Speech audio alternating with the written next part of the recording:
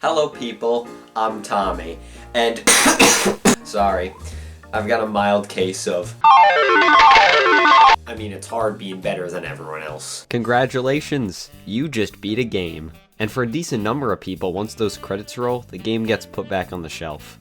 But for other people, completing a game just isn't enough. Achievements and trophies, also known as I get it, my cock's small, but I 100% medieval, please have sex with me, is a major part of the gaming experience for some people. The concept of doing more after completing a game has been around for years, unlocking harder versions of the same game, secret endings, and even setting up your own challenges like beating the game as fast as possible. Some games would include forms of a trophy system, but it wouldn't be until the 7th generation of consoles with the Xbox 360 and the PlayStation 3 that including trophies would become a requirement rather than an option. Trophies have become an accepted part of playing video games, and some people make sure that they do everything a game has to offer before putting it down. Whenever I see somebody get the big 3 digits, I get a spark to do it myself. So I pull out a game, start playing, read the requirements for the trophy, and then say, "Fuck this." There are just some games that have you do the most stupid of shit for a trophy. The trophies that require you to grind just turns the game into a chore rather than an entertaining experience. And then there are the online trophies. Oh my god. I recently got to play The Last of Us, and it was one of the best experiences I've had with a game. And then I got to play the online and had to take a cold shower. The inclusion of trophies that require you to play online can be a deal breaker for people trying to 100%. Now, there are games that are primarily or solely online experiences, so it makes sense to have trophies for online. But games where the single player is the focus, for the love of God, stop doing this. When it comes to 100%ing a game, there are usually 2 big roadblocks for people: difficulty and time. Some games are just too hard for some people, and certain trophies adding on specific rules might just be too much for somebody. On the opposite side, Miitopia, one of the easiest games ever made, but because of that and the fact that this game is incredibly simple, it is a very boring experience to go for 100% completion. And the biggest factor for 100%ing a game is time.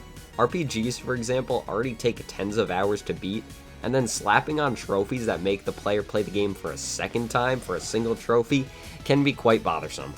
Those points may sound like I hate trophies and 100% games, but looking at the bigger picture, going for 100 is one of the best and most rewarding parts of playing video games. When playing a game you love, collecting trophies is some of the most fun you can have, and there's a satisfaction that cannot be replicated when beating a game on a hard difficulty and just getting multiple trophies at once. Although I've slowed down a bit, I'd say 2019 to 2020 was my time when I was really into 100% in games. For example, I did a 100% playthrough of Skyrim on the PS4, and only when I had to restore the Thieves Guild to its former glory did I consider vehicular manslaughter as an option. I 100% medieval, ladies, here's my address, and I even 100% Persona 5, and Persona 5 Royal, and Persona 5 Strikers, and Persona 5 Dancing.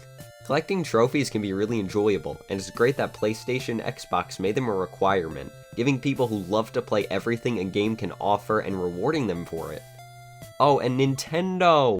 So, Nintendo has some games that have trophies built in, but no system to share or show how many trophies you have. It's strange due to just how successful trophies are in the PlayStation and Xbox. It would only benefit Nintendo to add a trophy system. However, Nintendo does have a sort of trophy system on My Nintendo for their mobile games. Great, but why? You get points that can only be used for that specific app and get one-time bonuses. Great, but why? My Nintendo kinda fucking sucks.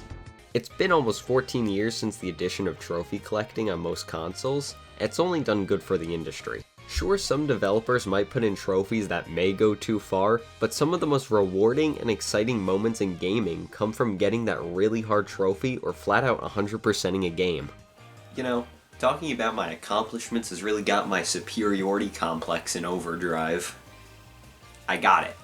I'll make a video talking about all my achievements so everybody will want to have sex with me.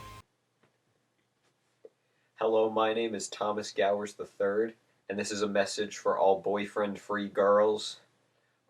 I'm in desperate need of sex, and my qualifications include 100%ing medieval on the PlayStation 4. Please consider me for the role. Thank you.